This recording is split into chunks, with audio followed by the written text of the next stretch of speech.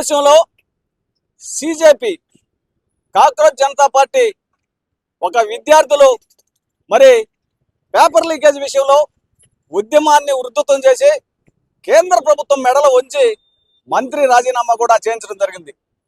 దీన్ని ఆసరాగా చేసుకొని కొంతమంది మనువాదులు అంబేద్కర్ వాదానికి వ్యతిరేక వాదం అనేటువంటి వాళ్ళు ఆర్హెచ్ఏ రిజర్వేషన్ హటావో అనేటటువంటి ఒక ఫేక్ అకౌంట్ను ఇన్స్టాగ్రామ్లో తయారు చేసుకొని ఈ సిజేపి తరహాలో రిజర్వేషన్లు రద్దు చేయాలా, రద్దు చేసే విధంగా జంతర్ మంతర్ వద్ద మరి ఉద్యమాన్ని ఉధృతం చేస్తామని చెప్పి ఈ దేశంలో ఉన్నటువంటి 10%, ఓన్లీ 10%, 10% జనాభా ఉన్నటువంటి అగ్రకులాల వారు, వాస్తవంగా మీరు తీసుకున్నట్లయితే ఈ దేశంలో 140 కోట్ల మంది జనాభా ఉంటే ఎస్సీ, ఎస్టీ, బీసీ మైనారిటీలు, ఈ దేశ మూలవాసులు, అంబేద్కర్ గారి వారసులు, రాజ్యాంగ పరిరక్షకులు, ప్రజాస్వామ్యవాదులు, నిజమైనటువంటి ఈ దేశ మరి మూలవాసులు కేవలం మరి ఇక్కడ మరి 90% మంది ఎస్సీ, ఎస్టీ, బీసీలు ఉన్నారు.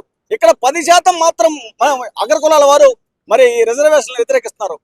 ఎవడీడు మీకు దమ్ము ధైర్యం ఉంటే మీరు మగాళ్ళు అయితే ఈ రిజర్వేషన్లు రద్దు చేయాలనే పోరాటాన్ని మొదలుపెట్టి చూడాలా.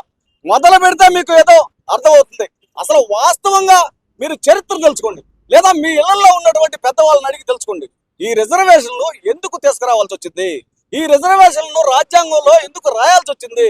ఈ దేశానికి మరి దార్శనికుడైనటువంటి బాబాసాహెబ్ డాక్టర్ బిఆర్ అంబేద్కర్ గారు ఆ రోజుల్లో ఈ దేశంలో కొన్ని వేల సంవత్సరాల నుంచి ఉండటానికి ఇల్లు లేక, తినటానికి తిండి లేక, చేసుకొని తినడానికి పని లేక, వేసుకోవడానికి బట్టలు లేక, మానవ జీవన వికాసానికి దూరంగా ఉంటూ, శ్మశానాలకు దగ్గరగా ఉంటూ నిర్దిష్టమైనటువంటి బతుకులు బతికినటువంటి బతుకులు మా బతుకులు. అంతేకాకుండా మరి ఊరుల్లోకి రానికుండా, గుడుల్లోకి రానికుండా, గోపురాల్లోకి రానికుండా, మరి మేము ఎదురిస్తే మైలుపడే విధంగా, ముట్టుకుంటే మైలుపడే విధంగా, పశువుల కంటే హీనంగా ఈ అగ్రకులాల వారు వాళ్ళ ఇళ్లలో పశువులను పెంచుకుంటారు, కోడల్ని పెంచుకుంటారు, కుక్కల్ని పెంచుకుంటారు, అన్ని రకాల జంతువులను పెంచుకుంటారు. జంతువు కంటే హీనంగా మమ్మల్ని కొన్ని వేల సంవత్సరాలు మమ్మల్ని ఆ విధంగా నిర్దిష్టమైనటువంటి బతుకులు మరి జీవించడం జరిగింది మేము. అయితే దీని అంతటిని గమనించినటువంటి బాబాసాహెబ్ డాక్టర్ బిఆర్ అంబేద్కర్ గారు, వీళ్ళు కూడా మనుషులే కదా, మీరు పశువుల కంటే హీనంగా చూస్తున్నారు కాబట్టి వీరు సమసమాజంలోకి రావడానికి, వీరు సమాన హక్కులు కలిగి ఉండటానికి, ఊర్లోకి రావడానికి, గుడుల్లోకి రావడానికి, గోపురాల్లోకి రావడానికి ఇక్కడ ఉన్నటువంటి ఎస్సీ, ఎస్టీ, బీసీ మైనారిటీలకు రిజర్వేషన్లు కల్పిస్తున్నాము. విద్యలో, ఉద్యోగాల్లో, రాజకీయంగా, ఆర్థికంగా రిజర్వేషన్లు కల్పించినట్లయితే కొంతకాలం ఈ రిజర్వేషన్లు అనుభవించుకొని మీరు సమసమాజంలోకి, అంటే మనుషులుగా గుర్తింపబడే అంతవరకు ఈ సమాజంలో ఆ రిజర్వేషన్లు ఉండాల్సిందేనని చెప్పి బాబాసాహెబ్ డాక్టర్ బిఆర్ అంబేద్కర్ గారు రిజర్వేషన్లు ఆ విధంగా కల్పించాడు. రిజర్వేషన్లు మీరు మాకు ఇచ్చే భిక్ష కాదు, ఇది మా హక్కు. ఈ రిజర్వేషన్ అని మీరు తెలుసుకోవాలా, దీని గురించి పూర్తిగా తెలుసుకోవాలా. మరి ఈ రిజర్వేషన్లు అనే దాని విషయంలో వాస్తవంగా జనాభా ప్రాతిపదిక ప్రకారం రిజర్వేషన్లు అమలు చేయాలి. గతంలో దళితులకు 15% రిజర్వేషన్, ఎస్టీలకు, గిరిజనులకు 7.5% రిజర్వేషన్లు, బీసీలకు, మరి బీసీలు, మైనార్టీలు, ముస్లింలకు కలిపి 27% రిజర్వేషన్లు ఇస్తున్నారు. మరి ఆ విధంగా అయితే ఇప్పుడు జనాభా ప్రాతిపదిక ప్రకారం జనాభా పెరిగారు కాబట్టి దళితులకు 15 నుంచి 20% రిజర్వేషన్లు, గిరిజనులకు 7.5 నుంచి మరి 10% రిజర్వేషన్లు, బీసీలకు ఈ దేశంలో వాస్తవంగా మీరు అందరూ గమనించినట్లయితే 140 ఉపకులాల బీసీలు ఉంటే 50%కు పైగా జనాభా బీసీలు ఉంటే 27% బీసీలకి రిజర్వేషన్ ఇస్తారు. బీసీలకు 50% రిజర్వేషన్ ఇవ్వాలని మరి ఈడబ్ల్యూఎస్ కోటా కింద అగ్రకులాల్లో ఉన్నటువంటి వారికి 10% రిజర్వేషన్, కేవలం 10% మిగిలి ఉంటాయి. ఈ 10% మిగిలి ఉన్నటువంటి రిజర్వేషన్లో అగ్రకులాలైన మీకు మేము భిక్షగా ఇసిరేసేద్దాం. కాబట్టి ఇక్కడ రిజర్వేషన్ల కోసం కాదు, ఈ రిజర్వేషన్లో జనాభా ప్రాతిపదిక ప్రకారం పంచాలా, మిగిలినటువంటి 10% మాత్రమే అగ్రకులాల వారికి ఇవ్వాలా అని మేము పోరాటం చేయాలా, అని మేము ఉద్యమం చేయాలా, అని మేము జంతర్ మంతర్ దగ్గర ఉద్యమాలు, నిరసనలు తెలియజేయాలి. అంతేగాని మీరుగా తెలియజేయాల్సింది.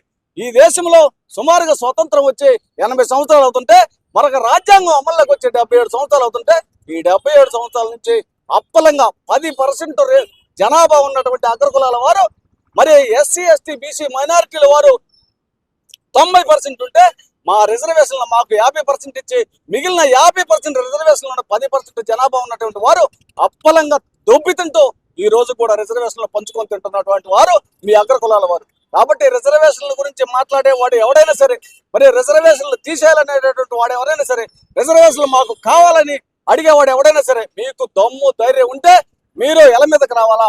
ఈ జంతర్ మంతర్ కాదు, ఈ దేశంలో భారీ ఎత్తు ఉద్యమాన్ని చేపట్టి రిజర్వేషన్లు మా హక్కు, రిజర్వేషన్లు ఈ దేశ దార్శనికుడు, ఈ సమాజంలో మరి మేము అనుభవించినటువంటి అంతరానితనము, అస్పృశ్యత, వివక్షత వీటన్నిటిని అనుభవించాం కాబట్టి మాకు రిజర్వేషన్ కల్పించాడు. మీరు ఇంకొక విషయం తీసుకున్నట్లయితే బాబాసాహెబ్ డాక్టర్ బిఆర్ అంబేద్కర్ గారు శాసనసభలో పార్లమెంట్ లో మాత్రమే రిజర్వేషన్లు కల్పించాడు. శాసన మండలిలో ఎమ్మెల్సీలకి రిజర్వేషన్ లేదు. మరి అక్కడ పార్లమెంట్ లో రాజ్యసభకి రిజర్వేషన్ లేదు. కాబట్టి వీళ్ళు ఇష్టమైన వాళ్ళకి ఇచ్చుకుంటున్నారు.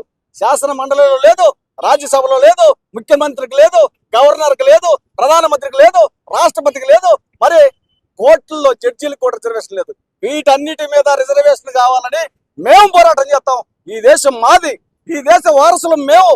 ఈ దేశంలో ఉన్నటువంటి ఎస్సీ, ఎస్టీ, బీసీ మైనారిటీలు అందరూ ఏకతాటి మీదకి వచ్చి రిజర్వేషన్లను కాపాడుకోవాలా, రాజ్యాంగాన్ని కాపాడుకోవాలా. మనకు దక్కనటువంటి ఈ శాసన మండలి, రాజ్యసభ, ముఖ్యమంత్రి, ప్రధానమంత్రి, రాష్ట్రపతి, మరి కోర్టుల్లో జడ్జీలు వీటన్నిటికీ రిజర్వేషన్ కల్పించి మనకు సమాన హక్కులు కల్పించాలా. అప్పటిదాకా ఉద్యమాన్ని ఉద్ధృతం చేస్తామని మాల మహానాడు తరపున ఈరోజు ఈ యొక్క ఆర్హెచ్ఏ అనేటటువంటి ఫేక్ అకౌంట్ తయారు చేసుకొని సోషల్ మీడియాలో వైరల్ అవుతున్నటువంటి దాని మీదట ఆంధ్రప్రదేశ్ రాష్ట్ర మాల మహానాడు ఆధ్వర్యంలో ఇక్కడ దళిత సంఘాలు, ప్రజా సంఘాలు, కుల సంఘాలు, మరి ఎస్సీ, ఎస్టీ, బీసీ మైనారిటీలు అందరిని కలుపుకొని ఈ యొక్క ఫేక్ అకౌంట్ కి నిరసనగా ఖండిస్తూ, వ్యతిరేకిస్తూ నిరసన కార్యక్రమాన్ని చేపట్టడం జరిగిందని ఆంధ్రప్రదేశ్ రాష్ట్ర మాల మహానాడు తరపున తెలియజేస్తున్నాం.